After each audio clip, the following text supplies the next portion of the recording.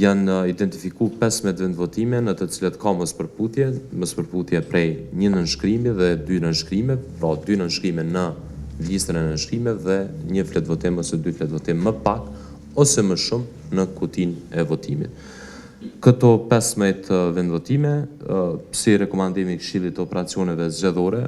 është rekomandu pas që të procedohen dhe rekomandojmë që të procedohen për një rinumrim të plot, pra për gjitha subjektet politike, për këto 15 vendvotime të cilat janë të shpërndara në tërë Kosovën, pra nuk janë të fokusuara në vetëm një komunë. Sa i përket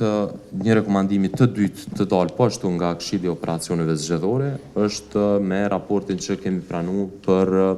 rezultatet e kandidatëve të Lidhjes Demokratike të Kosovës, të dalën në gjatë hetimit që është bërë për vendvotimet në komunën e Vushtrrisë. Këtë tabel, këtë raport të mëspërputhjeve apo të ndryshimeve, me thënë konkretisht, të ndryshimeve mes rezultateve të tabuluara në qendrat komunale të numërimit dhe rezultateve të dala nga hetimi në qendrën e numërimit dhe rezultateve, ka ardhur si rekomandim që 35 vendvotime për cilat vrehet pra është më e dukshme diferenca mes votave të kandidatëve të hedhen në rinumrim të plot, pra të shkojnë për këto 30 që është diku rreth 35, pra numri 35 vendvotime të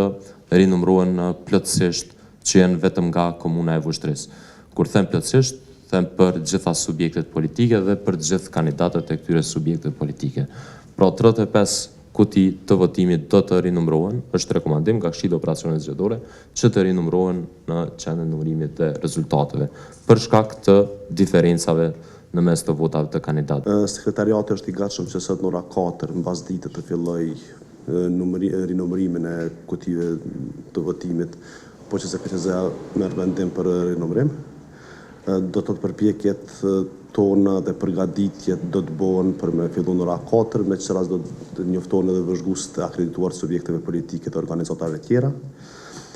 Sa i përket vlerësimit të kutive të votimit jashtë Kosovës që janë 177 gjithsejt, ju njoftoj se dje me datën 9 mars 2025 në ora 14:32 ne kemi pranuar vendimin e PZAP-s APIK numër 634 për 2025, pasi që të konsumohet kjo afati e ankesave në Gjykatën Supreme, nesër orientimisht mund të fillojmë me hapjen e 177 kutive me qëllim të vlerësimit të fletvotimeve të pavlefshme përputhje me vendimin e PZAP-s ose më së vonë të mërkurën në mëngjes.